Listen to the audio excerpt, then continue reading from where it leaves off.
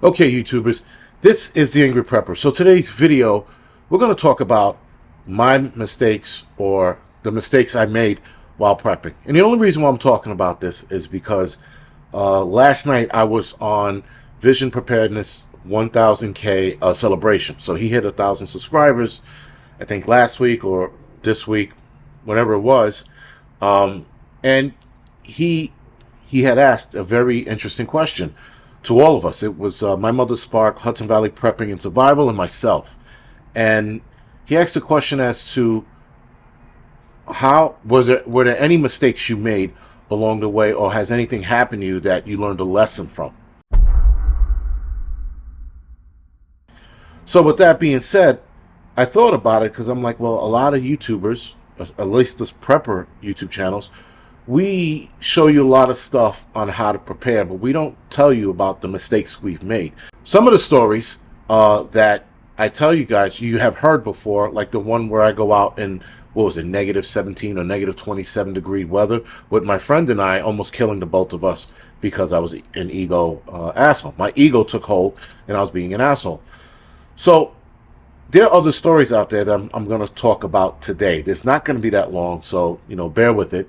But a lot of things as prepper guys, you have to fail, unfortunately. You can't be that prepper who gets everything right out of the gates. And if you meet anyone who tells you they haven't made any mistakes or they've done nothing wrong, do yourself a favor, either unfriend that person, stop following, or unsubscribe, because they're full of shit. Because every prepper, every homesteader, every survivalist, every outdoor man has made mistakes. Now, as an outdoorsman, I've made a ton of mistakes. I've done a lot of wrong shit and learned the hard way. As a prepper, I've done a lot of shit and got it wrong and learned the hard way. So, and even with bushcrafting, when I've done that, I've learned the hard way. So you have to make mistakes to excel. You can't be perfect and make no mistakes. You'll never learn. And if you don't learn, well, then you're going to pigeonhole yourself into some shit. And when something finally does happen, you're going to lose your shit. So it's better to make mistakes now while we're preparing for whatever's coming our way. Whatever, if it's the economy crashing or a zombie apocalypse or a new pandemic, whatever it is, we're preparing for it now, and we're getting our gear in order now and testing it out now and testing methods out now versus when it happens. Now, one of the things I learned as a prepper when I started preparing was, here in the city, we do deal with mice. Now, it depends on the building you live in, right? So I lived in an old tenement building, and in that building, there's a lot of mice. There's a ton of rats in the basements, and there are roaches all over the place. So obviously, the cleaner you keep your home, you can keep a couple of rodents out, with the exception of mice. Mice are just attracted to food, and they'll travel the building looking for it. Roaches, if you keep your apartment clean and you get an exterminator there once a month, you shouldn't see any. That's not to say that they're not behind the walls or under the kitchen sink.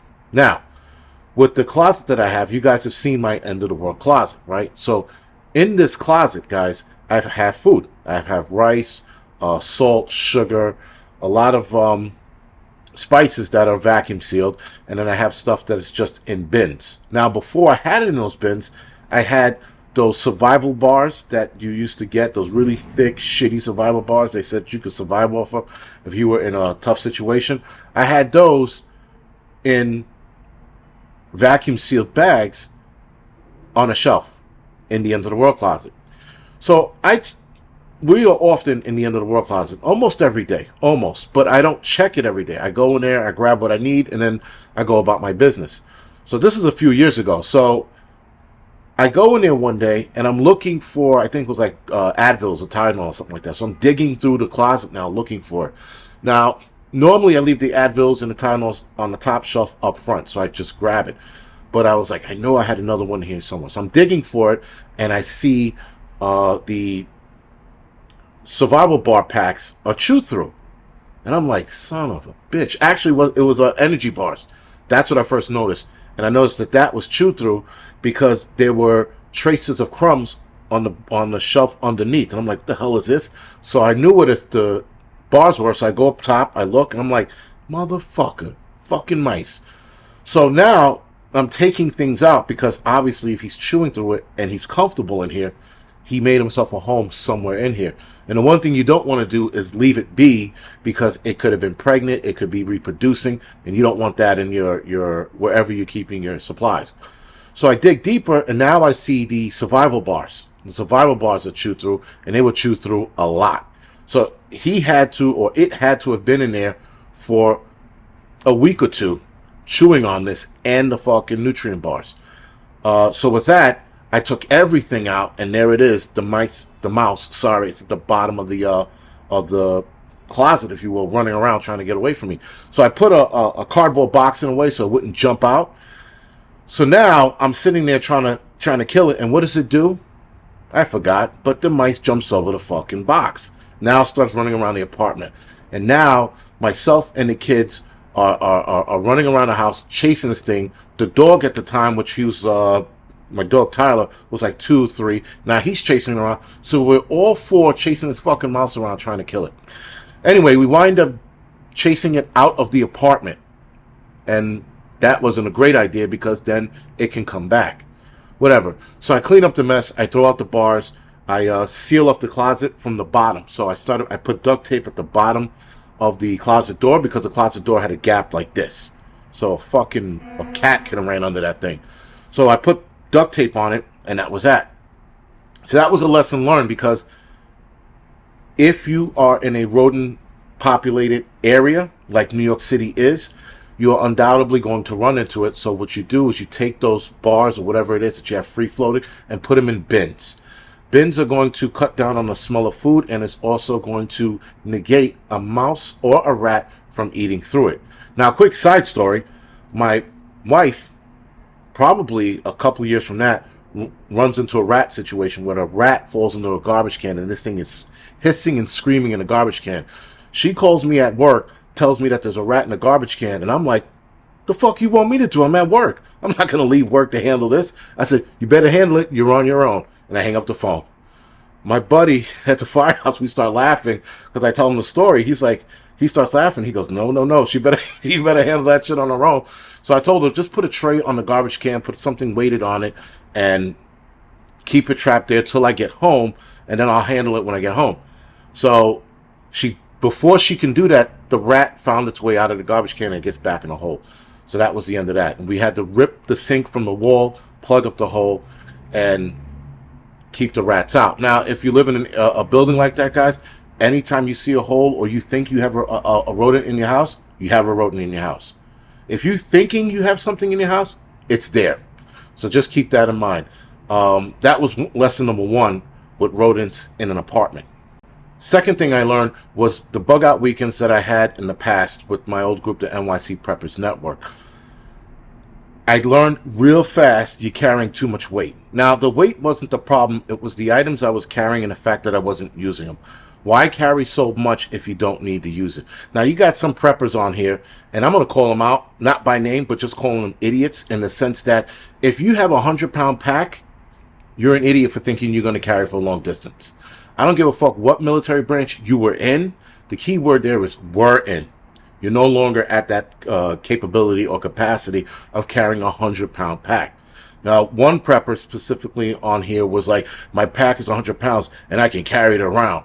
I'm like, this motherfucker's never done it. He's never walked at least 3-4 miles with this pack on, just by the way he was talking. 100-pound pack, guys, after not even a mile, half a mile, you're like, shit, I fucked up. I got to dump the weight out of this.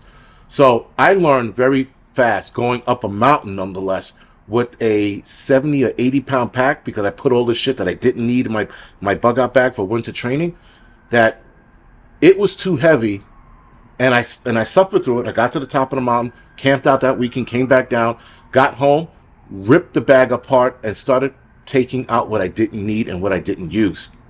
That made the pack about maybe 20 pounds lighter. Now, the pack was still about 50, 60 pounds, but again, winter bug out gear is always going to be heavier, and you're always going to have more gear. But I cut down 20 pounds out of my pack. That showed you my inexperience in the beginning. Now, I have scout packs that I can go out with, and the scout pack weighs about 20, 25 pounds. So again, guys, you always make these mistakes, and you always learn, and you have to learn. Because if you're not learning, you're not you're not learning. And if you're not learning, you're staying stagnant and you're staying stubborn, and you're going to pigeonhole yourself into trouble later on. Now, for some of you that have heard this story before, you can skip this part and go right to the end. But one of the things, guys, that will do you in is your ego and or your attitude. This comes from the story where my friend and I were going camping on the same winter trip that I had the 70, 80 pound pack on the week before. So a week before that trip, my friend and I, we go scouting. So we go up the side of this mountain, and we did two things wrong. One of the things that I hate doing is getting to any campsite in the wintertime at night. I can't stand doing that, because now it's all by headlamp or flashlight, and you got to set everything up in the dark, which we all hate doing, especially in the wintertime. As we're walking up, it's not that cold, but it's like probably 27 degrees or 28 degrees or whatever it was going up. Not a problem, because as you're hiking, you're staying warm. We get to the top of this mountain, the wind is whipping. We're like, shit, we got to set a fire. We tried everything in our power to set a fire. Keep in mind, again, I was inexperienced in setting a fire at that point. I thought I knew how to set a fire. Not after that night. So we wind up freezing. So now the temperature with the wind dropped us down to about minus 27 degrees. Now, I bought a winter sleeping bag, which was rated for car camping, not actual backpacking.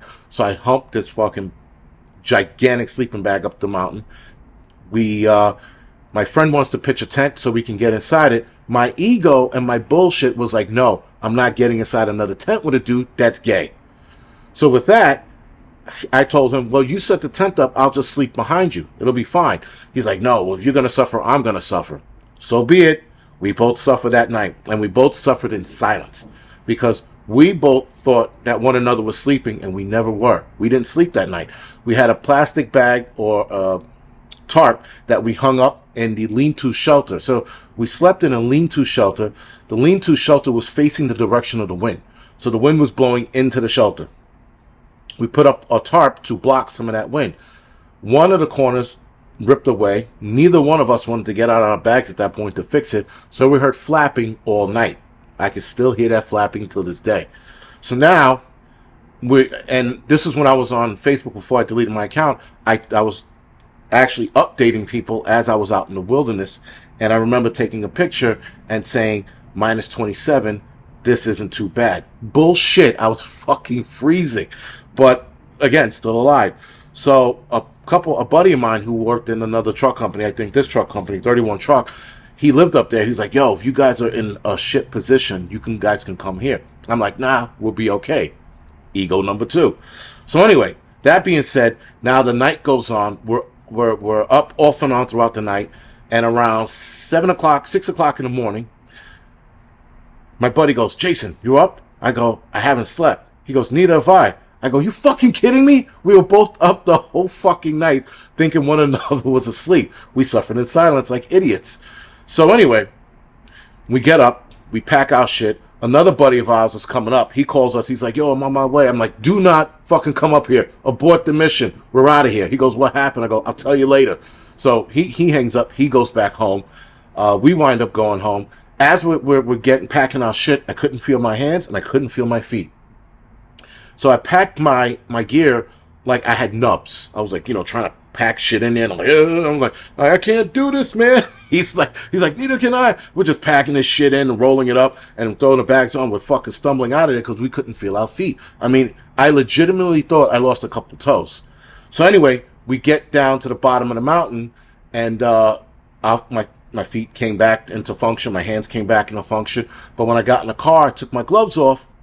I had frost nip. Frost nip is the first stage of frostbite. My fingertips were blue. When I got home, I checked my toes. The tips of my toes were blue, but they weren't like frostbitten blue. They were like that tinged blue. So that was bad.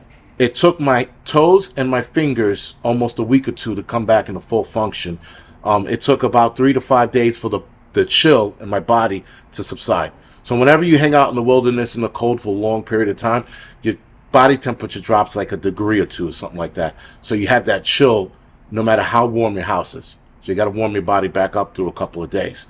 So anyway, that was a lesson learned. Don't let your ego and don't let your bullshit get in the way of survival. If you got to cuddle up with another dude, cuddle up with another dude. If you got to get into the very least, get into a tent with another guy, get in a fucking tent with the other guy. That's what it comes down to. Don't be an asshole. Don't be egotistical. Just do what you need to do to survive. And we were training at that. So again, it went from training to survival like that. So keep that in mind, guys. Always learn. Keep learning. Doesn't matter how old you are. Keep learning shit. You can sit there and go, I was an EMT for 20 years. It don't fucking matter. Learn something new. Learn something new in the EMS field. Learn something new in the bushcraft field. The prepping field. Learn something new. Doesn't matter how fucking old you are. If you become that stubborn asshole that thinks he knows everything, you are no use to anyone else. Alright, guys? Other than that, this is the Angry Prepper. Thank you for watching.